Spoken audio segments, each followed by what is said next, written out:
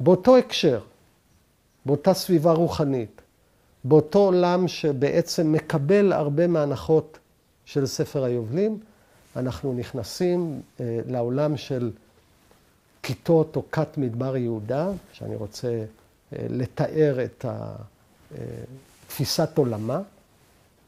היא באמת שייכת לעולם הזה. יש לנו עכשיו, למזלנו, להבדיל מספר היובלים, שעבר אלינו והגיע אלינו דרך הכנסייה האתיופית בתרגום מיגז. יש לנו את מגילות מדבר יהודה שנמצאו במערות, בוודיות במדבר יהודה. כן, אפשר לשמור בתנאים של היובש של המערות האלה מגילות להרבה זמן. מצאו אותם בדואים שאחרי זה מכרו אותם. אגב, אחת המגילות שנמצאו אחרי 6 הימים, שנקנו אחרי 6 הימים על ידי יגאל ידין, שקנה אותם מסוחר בבית לחם, נקראת מגילת המקדש. מגילה מרתקת. מהי מגילת המקדש? מגילת המקדש, כשמעיינים בה ולומדים אותה טוב, היא בעצם כתיבה מחדש של ספר דברים. גם בעל מגילת המקדש, ששייך לעולם הזה של ספר היובלים וכיתות מדבר יהודה, גם בעל מגילת המקדש לא חושב שהנבואה נחתמה. הוא לא מפרש. אין אצלו ספר סגור שנקרא ספר היובלים, ספר דברים. הוא כותב מחדש את ספר דברים. גם כשיש לו חידוש, זה לא שהוא עכשיו קורא מחדש את הטקסט, מפרש אותו. הוא פשוט עורך אותו, משכתב אותו. זאת אומרת, יש לנו, למזלנו, באמת, בצורה מדהימה, בשנות ה-50, ה-60 ואחריהם, מתגלים לנו חומרים, כתבי היד היהודים הכי עתיקים, שנמצאים במדבר יהודה, מגילות מדבר יהודה, חלק מהם גם מוצגות פה בקריאת הספר, בהיכל הספר שבמוזיאון ישראל, אתה רואה אותה. והמגילות האלה, מי שמעיין בהם רואה תמונת עולם, השקפת עולם, עולם אחר. אני רוצה לדבר קצת על העולם הזה, כדי להרחיב את מרחב האופציות היהודיות שהתחילו לצמוח אחרי המקרא. וכמו שאמרתי בהתחלה, אני רוצה להתרכז במגילה אחת שנקראת שרך היחד. והמגילה הזאת היא מאוד מעניינת וייחודית, כי היא התקנון של הכת, התקנון של הקהילה. והתקנון הזה משקף את תפיסת עולמה, את המחשבה שלה, את התמונה שלה. היא באמת כת. זאת לא קהילה במובן הפשוט של המילה. אף אחד לא נולד לתוכה, לפחות לפי התקנון. אפשר להצטרף אליה.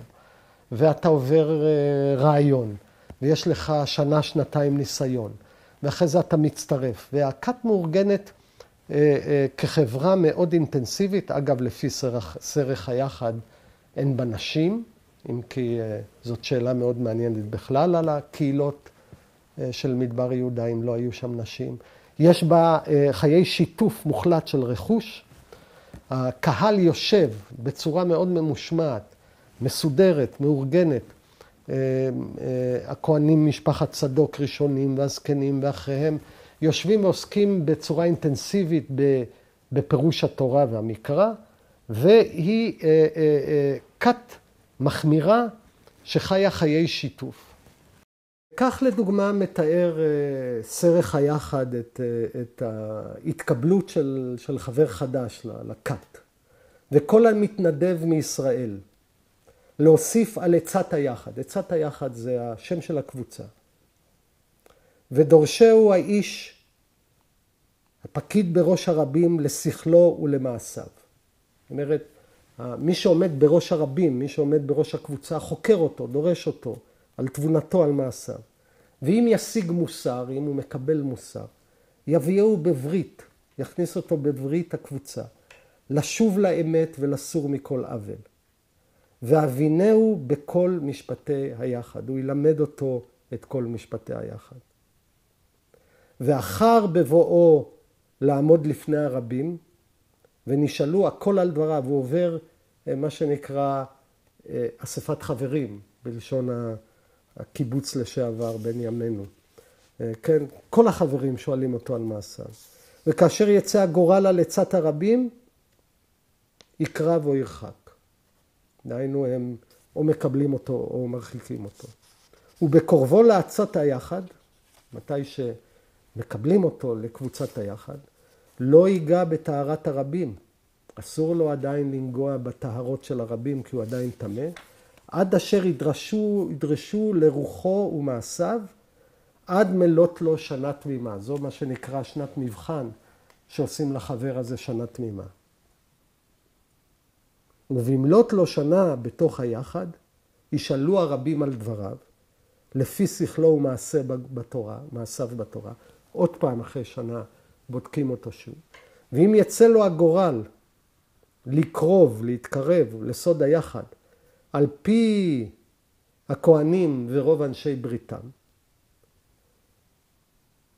יקרבו גם את הונו ואת מלאכתו אל יד האיש המבקר על מלאכת הרבים. זאת אומרת, לוקחים גם את הרכוש שלו ומצרפים אותו לרכוש הקהל, וכתבו בחשבון בידו והרבים לא יוציאנו. כן? זאת אומרת, יש פה תמונה מאוד חזקה של טקס ההתקבלות אל הקבוצה הזאת, המחמירה והכיתתית. וכשמסתכלים על האידיאולוגיה שלה, גם היא קשורה ללוח של ספר היובלים. כשמסתכלים על האידיאולוגיה שלה, היא רואה את עצמה כשארית ישראל. היא רואה את עצמה כקבוצה יחידה האחרונה שנותרה נאמנה במובן המלא של הנאמנות לדבר האל שהושחת על ידי כל הקבוצות שמבחוץ. גם היא אגב גורסת שהמקדש הזה שבימי בית שני הוא מרכז של המחשבה והחיים הדתיים. המקדש חולל. אחד האופנים שבהם מערכת כיתתית מחזיקה את עצמה ככת, זה על ידי הקפדה עמוקה בדיני טהרה, דיני טהרה וטומאה. כללי הטהרה שלהם הם מאוד מאוד חמורים. הם חושבים להבדיל מהחכמים והתלמוד, שלהיות במצב של טומאה זה חטא. זה לא רק שהטמא לא יכול להיכנס למקדש. עצם העובדה שאתה נמצא במצב של טומאה היא חטא, אתה כל הזמן הם מטהרים, מקפידים מאוד בטהרה, וההקפדה שלהם לא מאפשרת להם אינטראקציה עם הסביבה, ובחוץ שם זה בני החושך. יש את בני האור, שהם בני האור, ככה הם קוראים לעצמם, ויש את בני החושך. אגב, בני החושך זה כל שאר העם היהודי, שמבחינתו זנח, עתיד להיעלם, והם הבכירים, הנבחרים ששרדו נאמנים. אחד התפיסות שלהם זה לא רק שהם היחידים שהם בני האור ובני החושך, והשאר הם בני החושך. לא רק זה שהמקדש חולל שם בחוץ. והם מקיימים מין מציאות מקדשית מחוץ למקדש. זה מאוד מעניין בתוך התודעה הדתית שלהם. הם מקיימים, הם הראשונים בעולם היהודי שהיה להם מושג של תפילות חובה, חובת התפילה. הם מקיימים תפילות קבע כי הם מחליפים את המקדש על ידי עבודת התפילה, שהיא מבחינתם הד לפעילות הדתית שנעשית במקדש העליון, במקדש של המלאכים.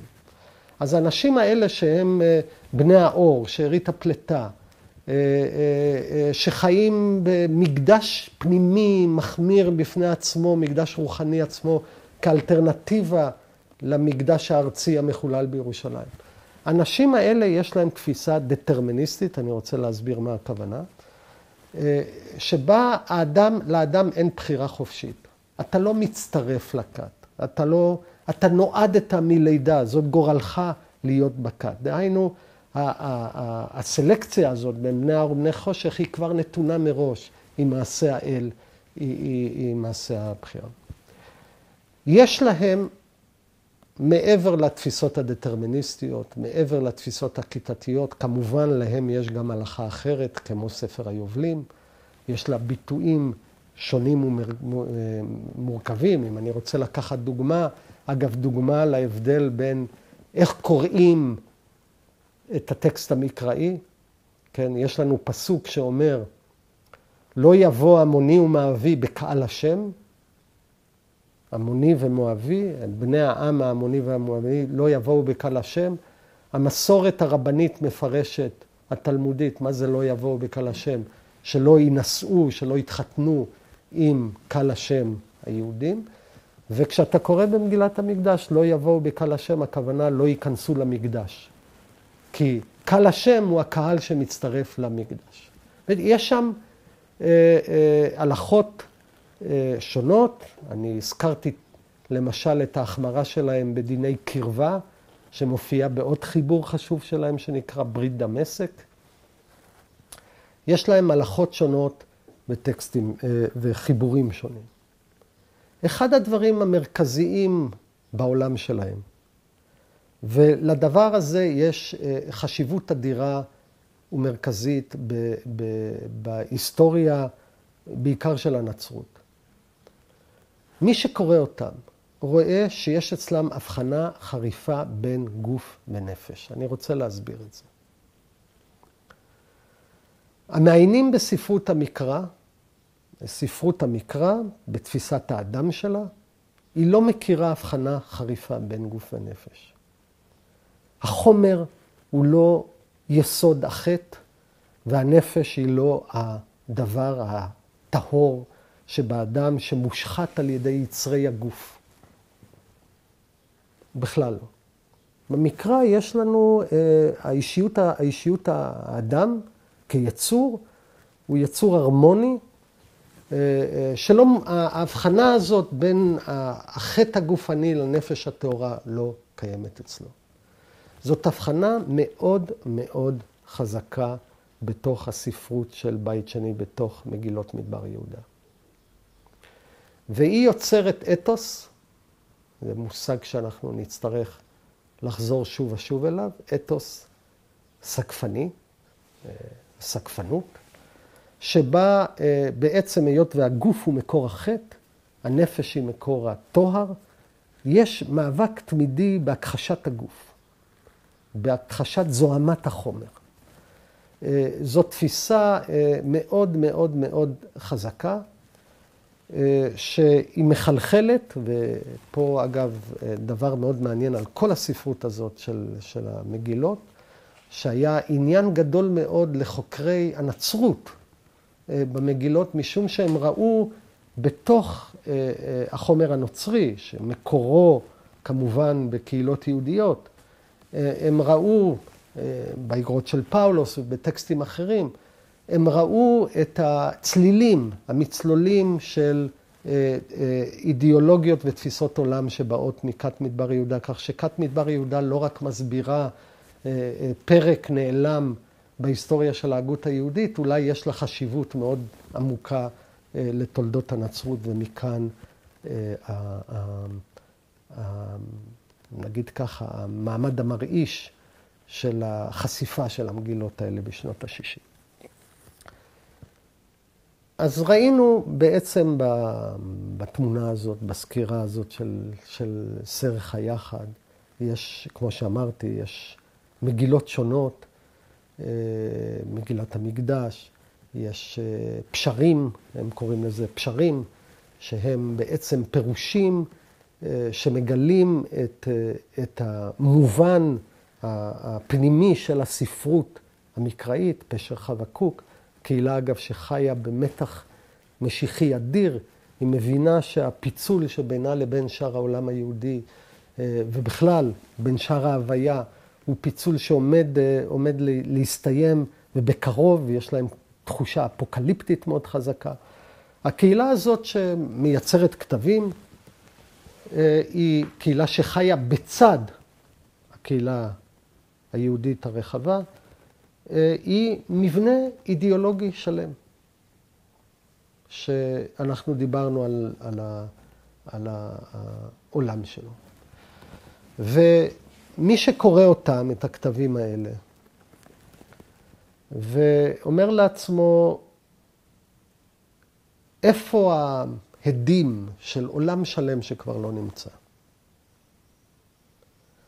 וזה מאוד מעניין כשאתה מסתכל בספרות המשנה והתלמוד שקדמה לה, הם בקושי מוזכרים. אגב, בעלי התלמוד, בעלי המשנה, בעלי המדרש, הם לא כל כך אוהבים לצטט את היריבים שלהם ולהתווכח, לרוב הם מתעלמים מהם. אלמלא גילינו, אלמלא נתגלו המגילות האלה, היה עולם שלם שלא היינו יודעים עליו. ואנחנו רואים, היסטורית ככל הנראה, אחרי המרד נגד הרומאים, הקהילה הזאת חרבה, לא נשארו לה שרידים, ויכול להיות, ופה זאת הערה שאני אסיים בה את הדיון על הזרמים האלה בבית שני, יכול להיות שתמונות כיתתיות מחמירות כאלה, עם עמדות נוקשות לגבי דיני טהרה, עם סדר פנימי חברתי מאוד מוקפד. אגב, אחד המאפיינים של הסדר הזה זה חשיפה מתמדת של חטאים אחד לשני, חובת התוכחה המתמדת, כן? כמו שאנחנו מכירים, לפעמים קוראים ביוגרפיות של אני יודע מה, חלוצים הראשונים בתאים קיבוציים מאוד אידיאולוגיים שכולם שקופים אחד לשני. בחברה הזאת הכיתתית, שרואה את עצמה שארית פלטה של בני אור, היכולת שלה להתמודד עם תמורות היסטוריות מרחיקות לכת, עם שינויים, עם העובדה שהתחזיות המיידיות שלה לא מתגשמות, היכולת שלה היא יכולת יחסית חלשה. ואפשר להגיד שזה לא רק מקרה היסטורי, שבמקרה רוב חברי הכת הזאת פשוט הושמדו, או ברחו, או התפזרו לכל עבר אחרי המרד הגדול ברומאים והכישלון שלו.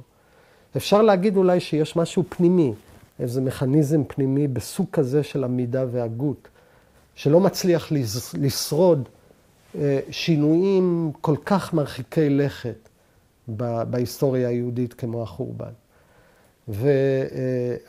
והשינויים האלה והעולם שגדל בצד העולם הזה של בית שני, של ספר היובלים והספרות החיצונית וכת מדבר יהודה, יהיה העולם של החכמים. העולם שמאורגן סביב המשנה, ומה שנעסוק בשלב הבא של ההגות היהודית, זה באותם מסורות, אותם זרמים שמתעצמים, לא רק שהם שורדים את החורבן, הם מתעצמים בעקבות החורבן, וחלק מהם זה העולם של החכמים וההגות הדתית של החכמים.